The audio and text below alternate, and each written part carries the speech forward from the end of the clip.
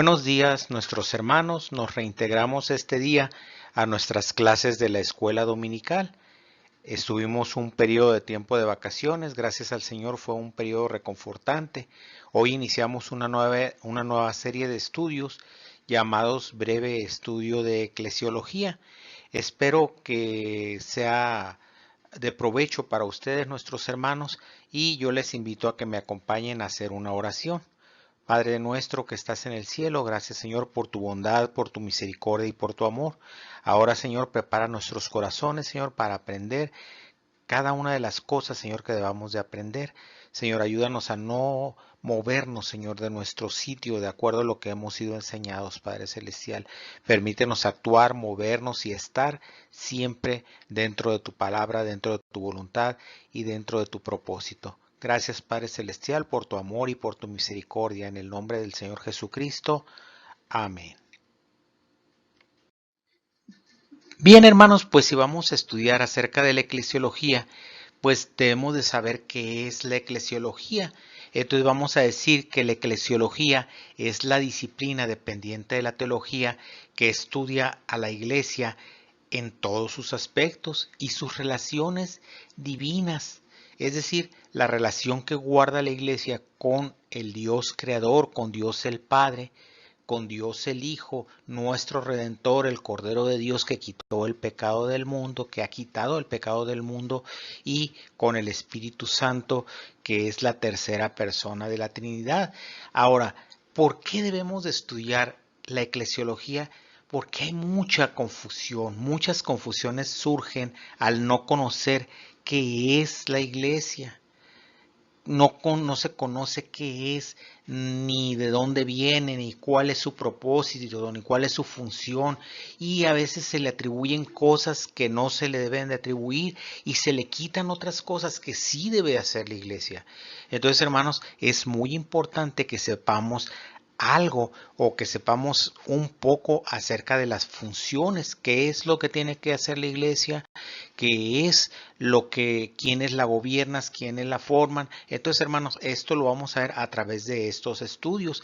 Este quizá, hermanos, sea el estudio más grande porque debemos de darnos cuenta exactamente, hermanos, qué es la iglesia. Ahora, hermanos, para trabajar vamos a necesitar nuestro cuadernillo de trabajo de las doctrinas cristianas, que obra ya en su poder, que es el libro que hemos estudiado desde hace ya algún tiempo. Y vamos a necesitar también un lápiz o una pluma para que ustedes puedan completar los espacios que están allí en blanco. Y hermanos, vamos a encontrar una afirmación inmediatamente, vamos a ubicarnos en la página número 26 y vamos a encontrar allí una afirmación que dice que estudiar eclesiología es estudiar acerca de la iglesia. Y esto, hermano, es una información muy válida que es lo que vamos a tener en cuenta siempre. Estamos estudiando eclesiología porque estamos estudiando acerca de la iglesia. Por debajo, luego de ese enunciado, vamos a encontrar una pregunta: ¿qué es la iglesia? Y abajo una pregunta que contiene espacios para llenar. Estos, una vez completados, nos darán una idea general, pero concisa de lo que es la iglesia. Pero antes de saber qué es la iglesia, me gustaría que me acompañaran en un breve recorrido de las cosas que no son la iglesia. Bien, hermanos, ustedes se van a preguntar por qué les pongo las cosas que no son iglesia. Hermanos, es porque sabiendo lo que no es, entonces no lo vamos a confundir con lo que sí es. Hermanos, entonces vamos a encontrar ahora que algunas cosas no son iglesia y que sin embargo nosotros las relacionamos con iglesia. Así que vamos a ver este punto. ¿Qué no es iglesia, hermanos? La iglesia no es un edificio. Lo más común, hermanos, es que al oír la palabra iglesia, inmediatamente la relacionemos con un edificio o templo material. De hecho, ahí enfrente en sus pantallas están viendo el edificio de nuestro templo. Hermanos, ¿cuánto añoramos volver a este lugar? Hermanos, ¿cuánto queremos volver al templo y estar en armonía unos con otros, hermanos? Pero Dios sabe cuándo es el lugar.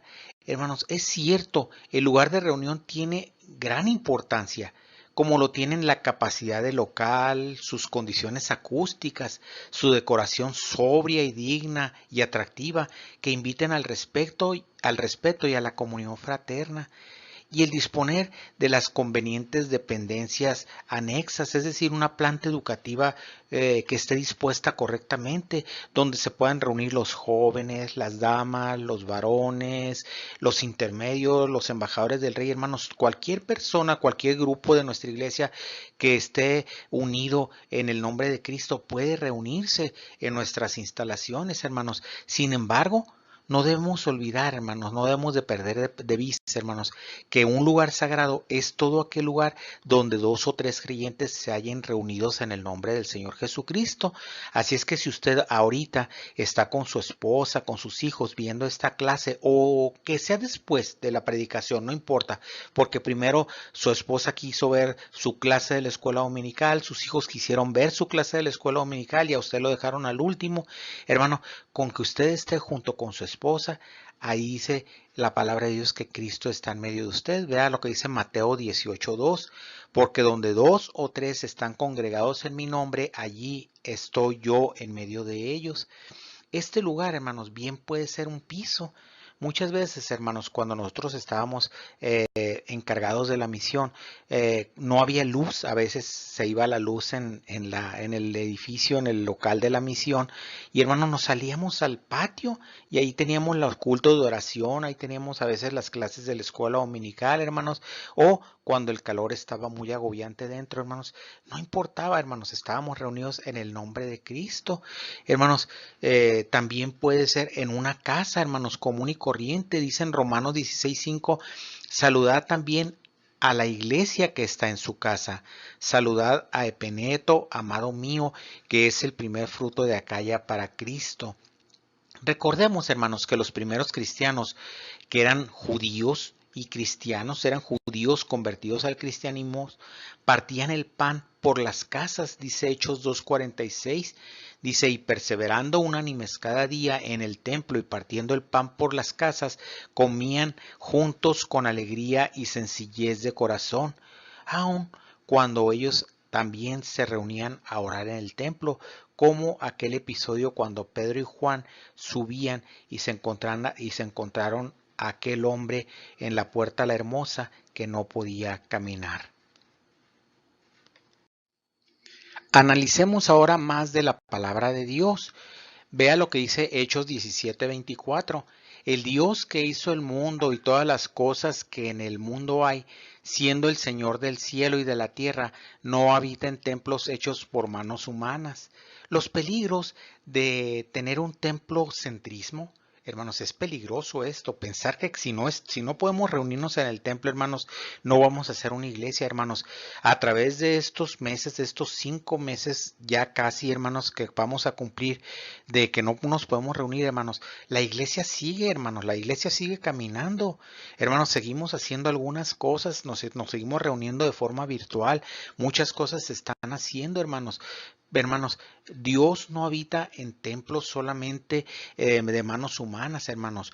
Esto es el templocentrismo, de querer todos a fuerzas, hermanos, reunirnos en el templo. Hermanos, son bien notorios a lo largo de la historia, hermanos, errores que se han cometido por este respecto.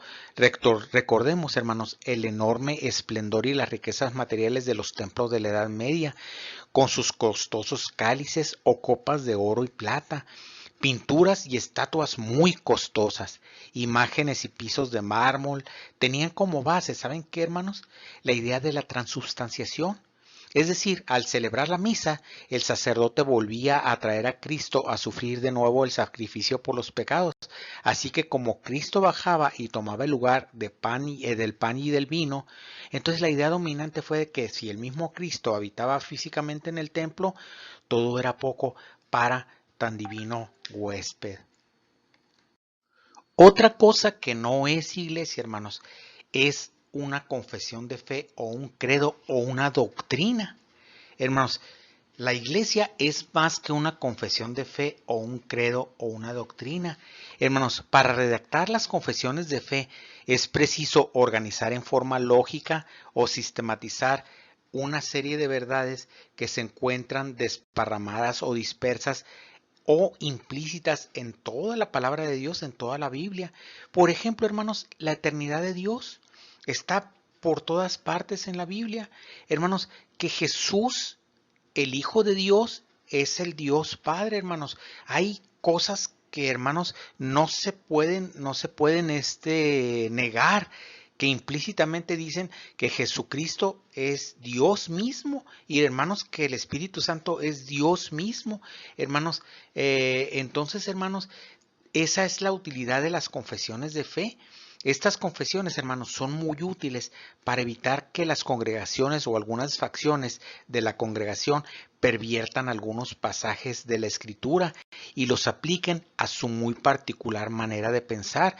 Hermanos, ahí en su pantalla están viendo algo acerca, en la imagen, hermanos, van a ver algo acerca del arrianismo, que es el precursor, hermanos, de los mal llamados testigos de Jehová.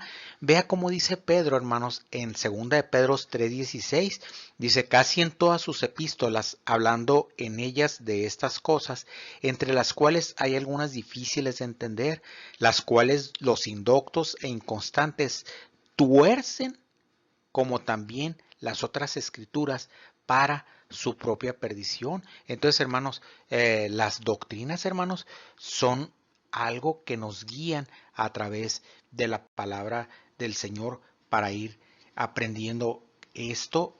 Son como cápsulas, hermanos, de ciertas cosas que son innegables en la palabra de Dios. Así que, como todas las cosas que son humanas, hermanos, también estas declaraciones de fe o confesiones de fe o credos, hermanos, tienen sus peligros. Vamos a mencionar cuando menos 2 peligros, hermanos, de estas confesiones de fe. Y, hermanos, son los más importantes.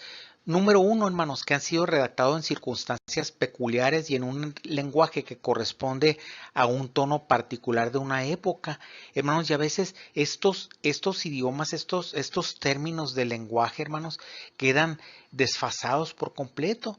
La primera confesión de fe, hermanos, fue por allá por los años 1600 de los bautistas. Entonces, hermanos, muchas palabras, es más, yo creo que muchas de ellas, casi todas, hermanos, ya no las usamos en la época actual. Y sin embargo, hermanos, al irlas actualizando, debemos de fijarnos, hermanos, o las personas que las realizan, los hermanos que las realizan, hermanos, tienen que fijarse que correspondan perfectamente al sentido que tiene la palabra de Dios, hermanos. Y así solo pueden ser verdaderas, hermanos, en la medida que sus formulaciones se ajusten por completo a la palabra de Dios. Y otra, hermanos, número 2, que los miembros de las iglesias que profesan tales credos puedan llegar a creer, hermanos, y a sentirse satisfechos con los principios de una doctrina y las formulaciones escritas sin vivir su contenido. Hermanos, como dijo Santiago, hermanos, nos convertimos en oidores, pero no en hacedores de la palabra de Dios. O como dice aquí en el texto que ustedes tienen frente a su pantalla, en Apocalipsis 3:1, que dice: escribe al ángel de la iglesia en Sardis, el que tiene los 7 espíritus de Dios y las 7 estrellas, dice esto: yo conozco tus obras, que tienes nombre que vives y estás muerto. Entonces, hermanos, eran una iglesia que fingían, hermanos, que estaban vivos. Hermanos, ellos solamente sabían las cosas que decían los principios, hermanos. Y hay personas que solamente viven así, hermanos. Saben las cosas sin vivirlas, hermanos. Y los conocen, pero no los practican, hermanos. Y ese es el problema de las confesiones de fe. Bien, hermanos, los bautistas tenemos también una declaración de fe. La confesión de fe bautista fue hecha en 1689, también llamada la Segunda Confesión de Fe Bautista de Londres. Los credos, hermanos, de los primeros cristianos eran muy simples. Se sabían salmos por la fe en el sacrificio de Cristo y disfrutaban de la comunión unos con otros. Poco a poco, hermanos, las falsas enseñanzas fueron haciendo que el apóstol Pablo, el apóstol Pedro, Santiago, el apóstol Juan y alguno desconocido como el autor de la carta a los hebreos, hermanos, empezaran a contraatacar las falsas enseñanzas, los errores inducidos, hermanos, por los falsos profetas y los falsos maestros, iniciándose así algunas rudimentarias confesiones de fe que correspondían al entorno de aquellas iglesias nacientes. Hoy, más de 2000 años después, hermanos, tenemos a nuestra disposición todas las escrituras que nos invitan a leerlas y a estudiarlas para no extraviarnos. Vea lo que dice Hebreos 2.1, hermanos. Dice, por tanto, es necesario que con más diligencia atendamos a las cosas que hemos oído, no sea que nos deslicemos.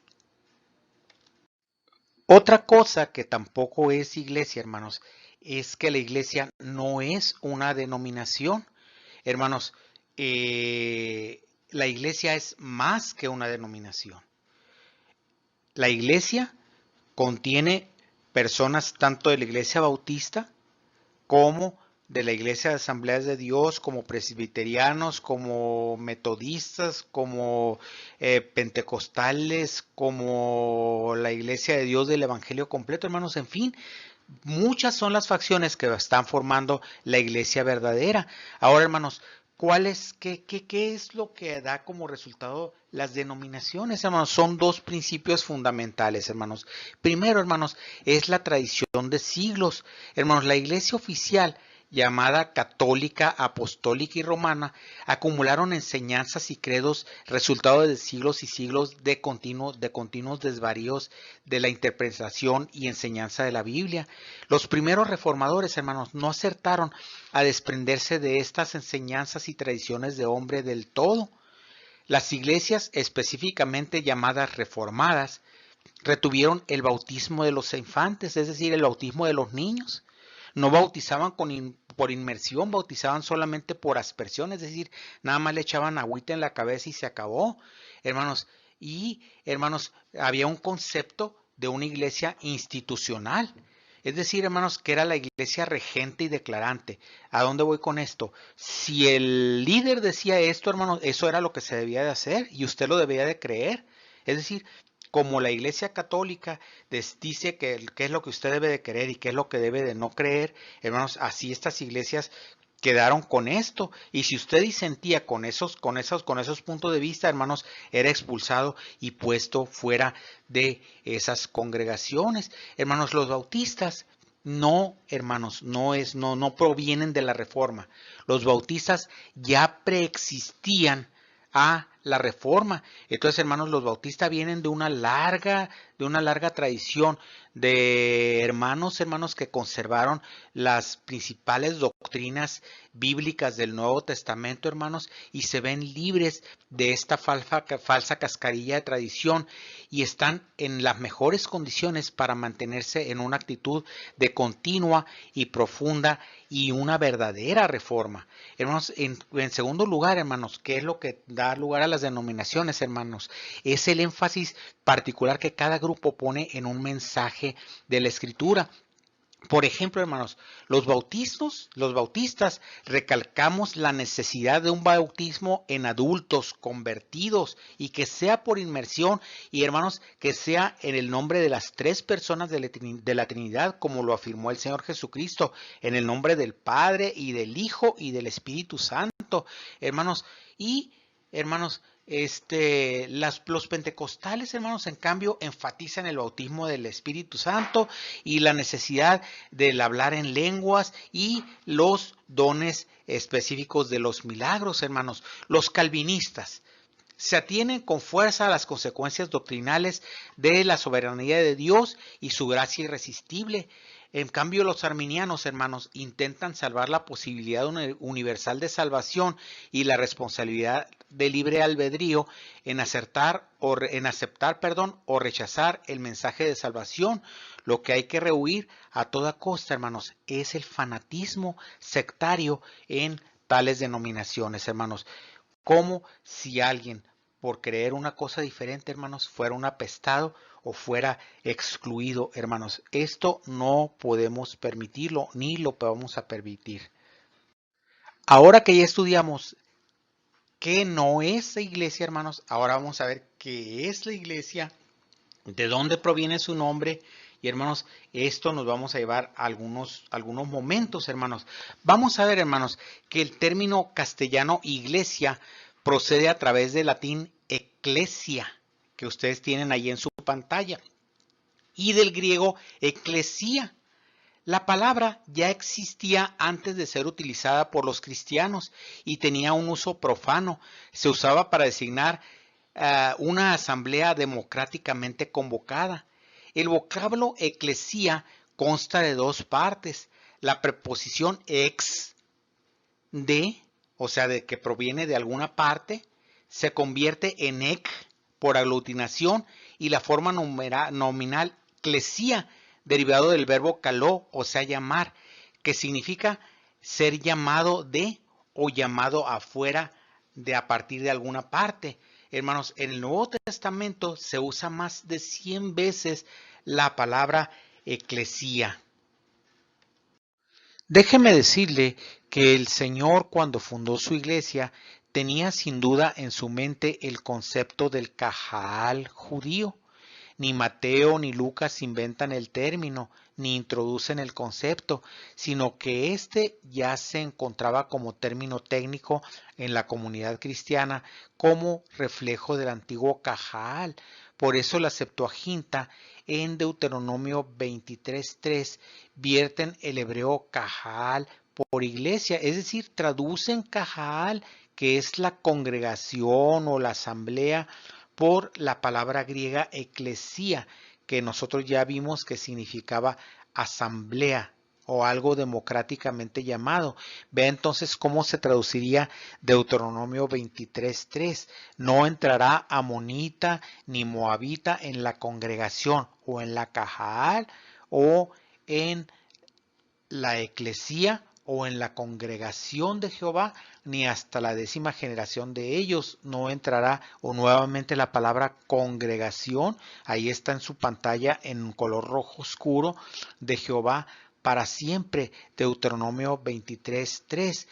Ya se ha dicho que el término designaba a la congregación total del pueblo de Israel, y tras el destierro a Babilonia, parece ser que dicha palabra significaba tanto la comunidad de todo el pueblo de Israel en sí misma como una reunión pequeña de tal comunidad, aunque esto último empezó a cambiar después del exilio por otro término hebreo llamado edah, que corresponde a una asamblea más pequeña que la totalidad de la asamblea, del total de las personas, por así decirlo, y se traduce del hebreo al griego con una palabra que se llama sinagogue, que es la que nosotros ya conocemos en español como sinagoga, que usted ya conoce en la palabra de Dios.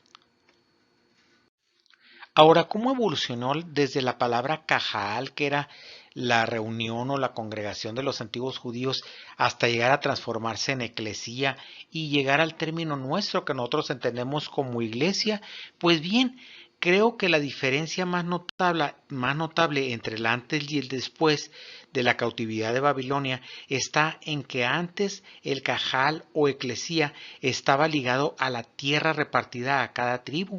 Es decir, la congregación o el factor de unidad de cada tribu estaba mediada por la tierra que tenían, es decir, por la tierra que le había sido heredada, mientras que después la tierra dejó de ser el factor de cohesión para congregarse y fue sustituida por la Torá o la palabra de Dios o el libro de la ley. Entonces el Señor aquí, la palabra del Señor es el factor de cohesión entre los judíos que regresaron del cautiverio. Después se produjo la unión del verbo de Dios o el logos, Jesucristo divino y la palabra de Dios se unieron en una sola entidad, en un solo concepto, y el remanente espiritual judío comprendió y aceptó la nueva etapa centrada en el Cristo muerto y resucitado. Entendió el nuevo Cajal o eclesía como un conjunto de comunidades o congregaciones locales caracterizadas como discípulos o seguidores de Jesús.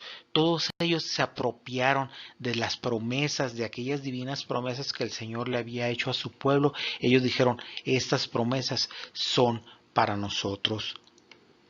Bien, hermanos, espero que no nos hayamos confundido mucho, pero con lo que hemos aprendido acerca de la palabra, de donde deriva la palabra iglesia, podemos responder ahora la primera pregunta de nuestro material de estudio.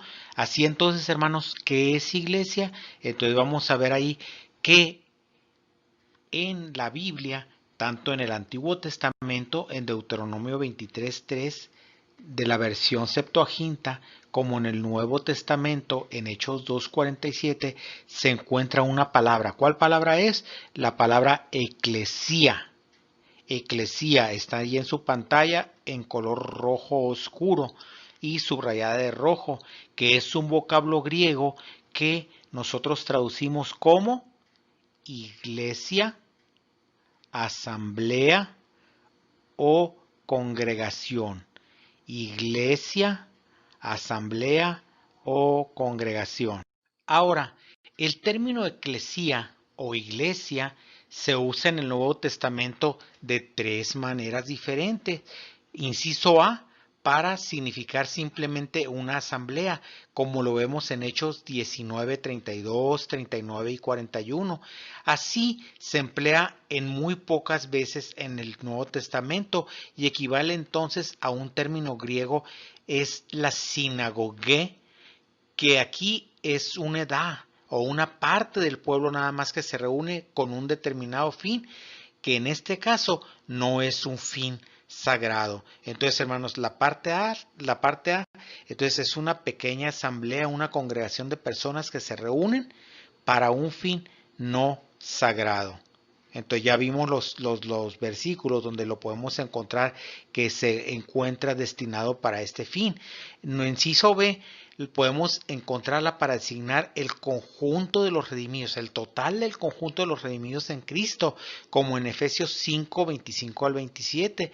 La primera de las dos veces que Jesús mencionó la palabra iglesia, ahí en Mateo 16, 18, tomó el término en sentido universal, o sea, en sentido de la totalidad de los creyentes. Es el conjunto, entonces podríamos decir que es el conjunto de los creyentes de todos los tiempos alrededor del mundo, invisibles, que solo es conocida por Dios. Entonces, hermanos, son todos los creyentes de todo el mundo, de todos los tiempos, constituyen la iglesia universal del Señor. Esa nosotros no la podemos ver, nosotros formamos parte de esa iglesia universal. Y vamos a ver el inciso C, que se encuentra para designar una comunidad local o una congregación particular de creyentes o de santos, y este es el sentido más corriente en que nosotros lo podemos encontrar en el Nuevo Testamento. La segunda vez que Jesús mencionó la palabra iglesia en Mateo 18, 17, lo hizo para referirse a una comunidad local. Se distingue de la idea de la iglesia universal, que siempre aparece con una I, pero es la I minúscula. Cuando le aparece la iglesia universal, aparece con una I mayúscula en sus Biblias. La mayoría de las veces, hermanos, que encontramos la palabra iglesia en el Nuevo Testamento, lo vamos a encontrar como refiriéndose a una iglesia local. Allí al frente ustedes en su pantalla van a ver el texto que se encuentra en 1 Corintios 1:2. Entonces, hermanos, esa fue una carta enviada a una iglesia local. Entonces, hermanos, la iglesia sea grande o sea pequeña, hermanos, yo espero que reconozcan esa iglesia que está ahí al frente, que está en su pantalla, hermanos, es la nuestra, hermanos, y tiene como propósito, hermanos, juntarnos periódicamente en el edificio o en las casas, como en este caso que estamos ahorita por el problema de la pandemia, para propósitos religiosos, hermanos. Así, hermanos, la iglesia local pertenece a la iglesia universal o a la iglesia invisible del Señor Jesucristo.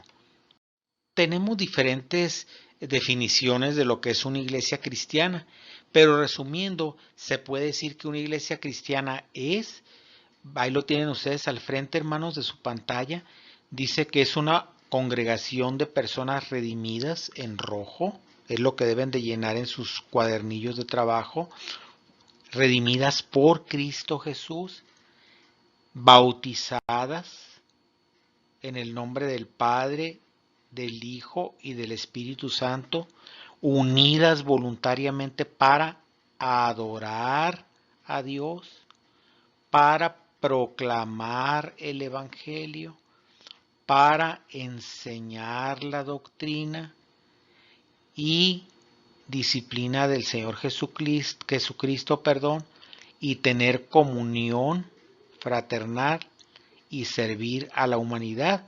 Entonces, todos los renglones, todas las partes que ustedes deben de llenar ahí en sus cuadernos, está en color rojo y está para que ustedes lo puedan llenar, hermanos. Esto es lo que nosotros queremos que ustedes aprendan en esta mañana, que la pregunta anterior y esta pregunta queden bien grabadas en sus mentes. Ahora, hermanos, vamos a ver como nuestro último punto, la relación que guarda la iglesia y el reino de Dios. Entonces, hermanos, iglesia y reino de Dios no son sinónimos, no son nombres que se puedan utilizar indistintamente, hermanos. La iglesia es una y el reino de Dios es otra. El reino de Dios desciende del cielo. Y hermanos, la iglesia surge del cosmos. Cuando el reino de Dios se acerca al cosmos o al mundo, hay una confluencia, es decir, se llega a una parte donde se juntan, hermanos, y surge la iglesia o los llamados o aquellos que hemos sido salvos, hermanos, surgimos y formamos la iglesia. Ustedes pueden ver esos dos círculos que se juntan, hermanos, uno corresponde al mundo o al cosmos y el otro corresponde al reino de los cielos, y de ahí surge una porción intermedia llamada iglesia, que son los llamados a ser santos, hermanos, que somos los separados. Ahora, hermanos, ¿para qué la iglesia? Hermanos, para que Dios ejercite su voluntad de que todos los hombres sean salvos. Hermanos, el hombre puede negarse a aceptar a Jesucristo como su Señor y Salvador. Pero, hermanos, la iglesia no puede negarse a llevar el mensaje de Jesucristo como Salvador. Esto que quede bien claro para todos nosotros. Bien, hermanos, ahora llegamos al final de nuestro estudio de este día. Fue un poco arduo porque se manejaron palabras que no necesariamente manejamos todos los días, pero, hermanos, son necesario que lo conozcamos algo, al menos de esto, que nos quede algo en nuestra memoria. Entonces vamos a orar, hermanos, y los esperamos la semana entrante en nuestra clase de nuevos creyentes. Padre Celestial, gracias porque nos permitiste aprender de ti, Señor, de tu palabra, Señor, y de esto que tú dejaste, Señor, en el mundo, Señor, que es la iglesia. Que un día, Señor, vuelves por nosotros, que un día tu iglesia, Señor, será desposada contigo, Señor. Y, Señor, se nos darán vestiduras de lino fino, Señor. Gracias, Padre Celestial, porque tenemos estas hermosas promesas para la iglesia, Padre Celestial. En el nombre del Señor Jesucristo, amén. Dios les bendiga, mis hermanos.